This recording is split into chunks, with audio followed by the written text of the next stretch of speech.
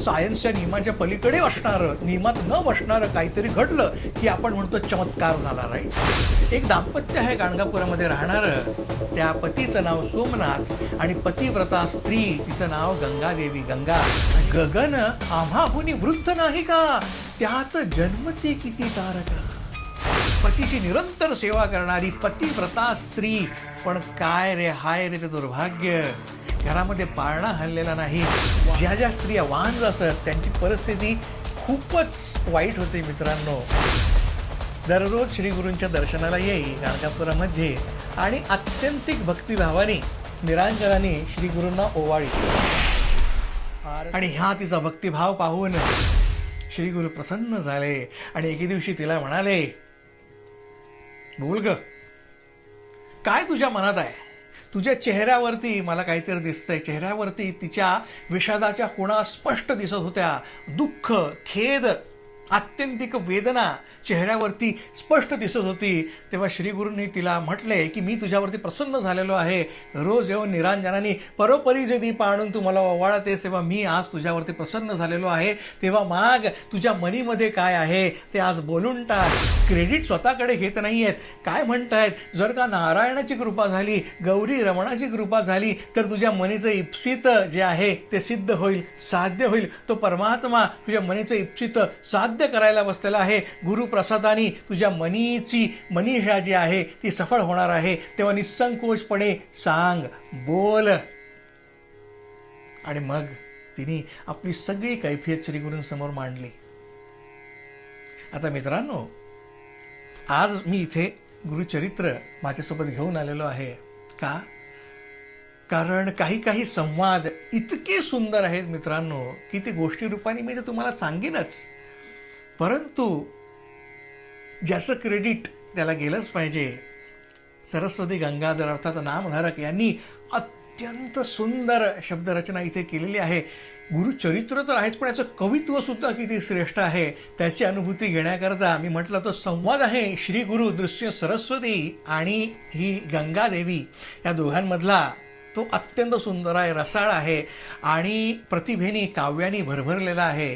तेव्हा मी तो तुम्हाला वाचूनच दाखवतो. कसं तर श्रीगुरू तिला विचारतात. श्रीगुरू म्हणती, तियेसी काय अभिष्ट असे मानसी, आणतीसी प्रतिदिवसी निरांजन परोपरीचे. काय तुझ्या मनात आहे? रोज परोपरीचे निरांजन तू आणतेस. तुझे मनीचे वासना सांगे त्वरित विस्तारोन, सिद्धी पाववी नारायण गौरी रमणू गुरु प्रसादे. क्रेडिट स्वतःकडे घेत नाहीत. गुरुचा प्रसाद नारायण आणि गौरी रमण अर्थात शिवाच्या कृपेने तुला होणार आहे. ऐकोनी श्री गुरुचे वचन करी साष्टांग नमन, विनवी तसे कर जोडून ना पुत्रस्य लोको नास्तीही. पुत्रे विण स्त्रियासी पाहू नये मुखात्यासी, पापरूपी महादोषी म्हणती माते स्वामिया. पापदोषी मला म्हणतात.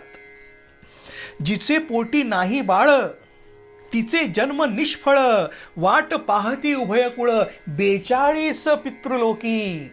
दोन्ही कुळामधले स्त्रीकडचं आणि पुरुषाकडचे दोन्ही कुळाकडच्या 42 पिढ्या पितृलोकामध्ये वाट पाहतायत. कशा करता?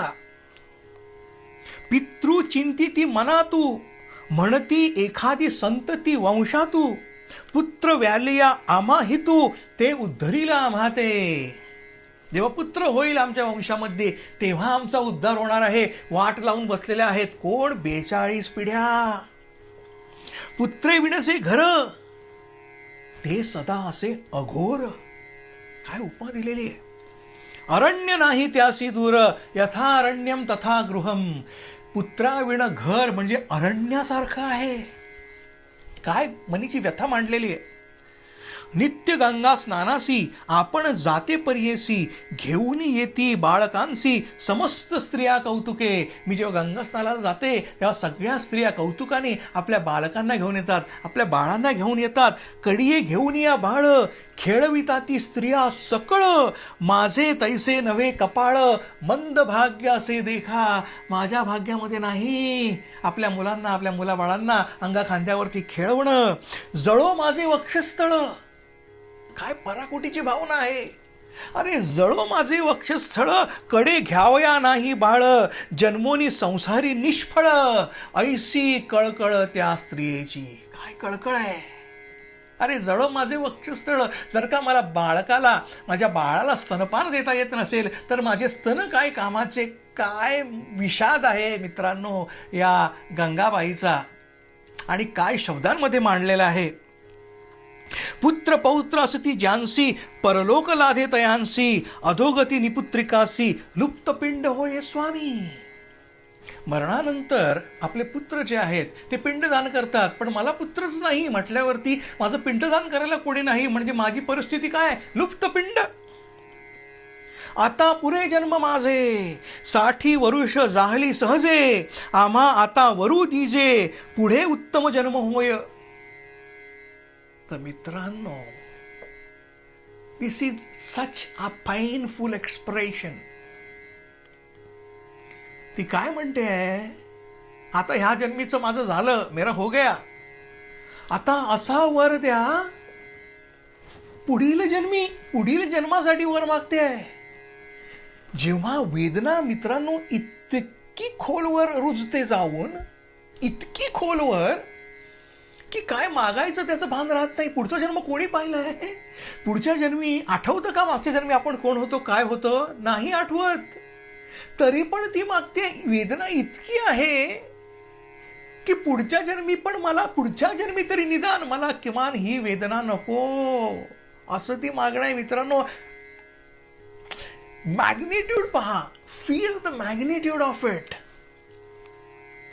काय म्हणते, आता वरू असा दिजे, कसा वर दिजे, पुढे उत्तम जन्म होये, पुत्रवंती व्हावे आपण, अंतःकरण होये पूर्ण, ऐसा वर द्यावे म्हणून, विनवी तसे तिये वेळी. अशी तिने विनंती केली, आणि तिची विनंती ऐकून श्री गुरु म्हणाले, अगं पुढच्या जन्मीचं काय मागतेस, पुढचा जन्म कोणी पाहिलाय, मी तुला याच जन्मी पुत्र आणि पुत्री देतो. मित्रांनो, हे ऐकल्यानंतर त्या क्षणापुरती त्या गंगाबाईची काय मनस्थिती झाली असेल. You wouldn't know how to react, right. काय घडतंय त्याचं आकलनच होणार नाही. तुम्ही मनाची समजूत घातलेली आहे की आता हे मला होणार नाहीये. का होणार नाहीये, पुढे येत आहे. जेव्हा श्री गुरु तिला म्हणतात पुढील जन्मी कशाला, याच जन्मी तुला देतो, त्यावरती ती काय म्हणते, श्री गुरुचे वचन ऐकोनी पालवी गाठी बांधे ज्ञानी. तिने जो पदर आहे त्याला गाठी बांधायच्यात. माहिती आपल्याला, विसर पडू नये. आता आपण मोबाईलमध्ये रिमाइंडर लावतो, अलार्म लावतो, पण तेव्हा द बेस्ट थिंग वॉज पदराला गाठ बांधायची. म्हणजे ती जेव्हा गाठ बघणार तेव्हा लक्षात येणार काहीतरी. आणि मग काय, तर आता हिने गाठ बांधलेली आहे कशाकरता, ज्ञान होण्याकरता. काय ज्ञान होण्याकरता, श्री गुरूंनी मला काय वचन दिलं आहे त्याचं ज्ञान होण्याकरता तिने आपल्या पदराला गाठ बांधलेली आहे. विनवी तसे कर जोडून, ऐका स्वामी कृपा सिंधू. कृपेचा सागर आहेस तू. 60 वरुष जन्मासी, जाहली स्वामी आपणासी, होत नाही विटाळेसी, माते कैचे पुत्र होती. माझ्या वयाची 60 वर्ष झालेली आहेत. मला आता माझी मेन्स्ट्रुएशन सायकल सुद्धा स्टॉप झालेली आहे. मग मला कसे पुत्र होणार. मगाशी आपण जे बघितलं चमत्कार, कुठला मोठा चमत्कार आपण बघितलं. एक स्टेप पुढे जाणार आहे आपण. परिस्थिती जेवढी कठीण परिस्थिती तेवढा चमत्कार मोठा. आता कठीण परिस्थिती काय आहे, सामान्य ज्यांची मेन्स्ट्रुएशन सायकल चालू आहे अशा सुद्धा काही स्त्रियांना मुलं बाळ होत नाहीत.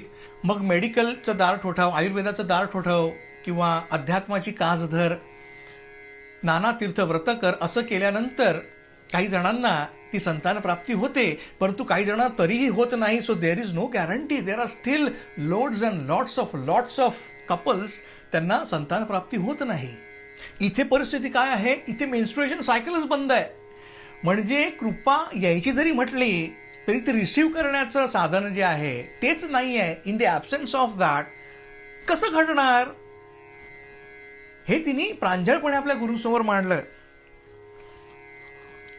नाना व्रत नाना तीर्थ हिंडत गेलो पुत्रार्थ, अनेक ठाई अश्वत्थ पूजा केली स्वामिया. नाना तीर्थ हिंडली, नाना व्रत वैकल्य झाली, अनेक ठिकाणी अनेक वर्ष अश्वत्थाची पूजा केली. अश्वत्थ म्हणजे कुठला वृक्ष सांगा बरं? वड, पिंपळ, पळस की तुळस? पिंपळ वृक्ष, राईट. अश्वत्थ सेवा बहुकाळ करिता माझे जन्म गेले, विश्वास आपण बहु केले पुत्र होतील म्हणूनी.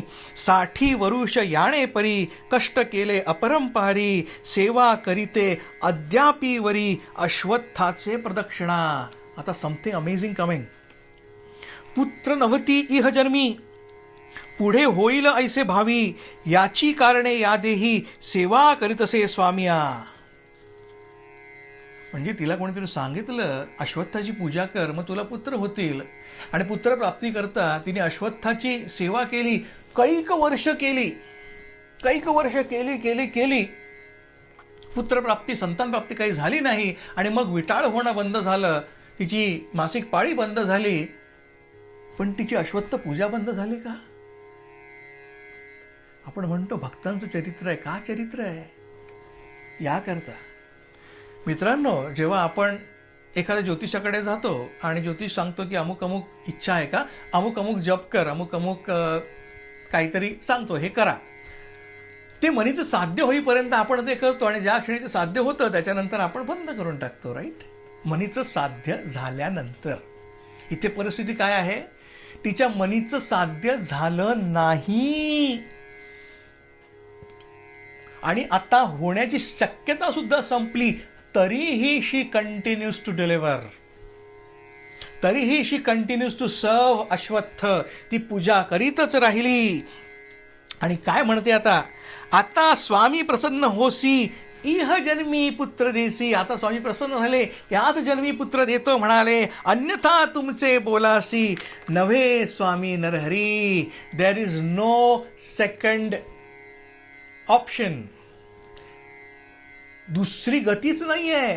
तू एकदा बोललास, तू सत्य संकल्प आहेस, तू बोललास ते सत्य होतं, तू आता बोललेला आहेस, ते शब्द उच्चारलेले आहेस, त्याला दुसरी गती नाही सत्य होण्या वाचून. स्वामी दिधला मथे वरू, तू मला वर दिला आहेस, माझे मनी हा निर्धारू. माझ्या मनीचा हा निर्धार आहे कुठला, हास्य न करी स्वामी गुरु. स्वामी कधीही मस्करी करीत नाहीत. शकून गाठी बांधिली म्या, माझ्या पदराला मी गाठ बांधलेली आहे. पुढील जन्मे कायसी करीतसे सेवा अश्वत्थासी. स्वामी आताची वरू दिसी इह जन्मी कन्यापुत्र. पुढील जन्मी कशाच करता, माझी अश्वत्थाची पूजा आता फळलेली आहे. स्वामी मला याच जन्मामध्ये पुत्र आणि पुत्री देण्याकरता माझ्यावरती प्रसन्न झालेले आहेत. अश्वत्थ सेवा बहुदिवसी करिता जाहले मी प्रयासी. मी अत्यंत कष्टले होते, खरं सांगू का, एवढे दिवस नेटाने मी अश्वत्थाची सेवा केली, परंतु करिता जाहले मी प्रयासी. काय देईला आम्हासी अश्वत्थ सेविता मूर्खपणे. आता मी ह्या कन्क्लुजनला येऊन पोहोचलेली होती की मूर्खपणे मी नुसती अश्वत्थाची सेवा तर नाही ना करत आहे.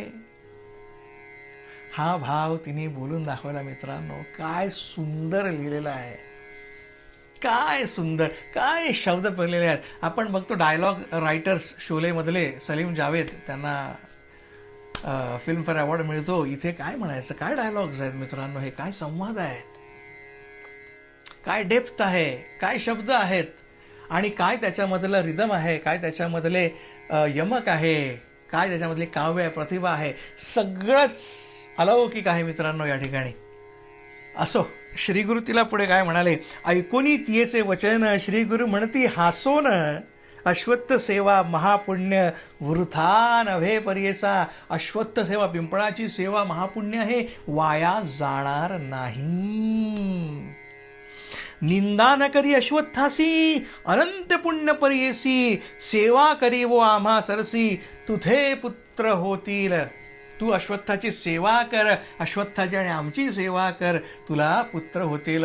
असा अश्वत्थाचा महिमा आहे. आणि मग तिने श्रीगुरूंना सांगितलं की श्रीगुरू मला अश्वत्थाचा आता महिमा वर्णन करा, कारण माझ्या मनीमधला भाव आता डळमळीत झालेला आहे. राईट? काय सेविता मूर्खपणे, आता उगीच मी सेवा करताय का, असा माझ्या मनाचा भाव कलुषित झालेला आहे.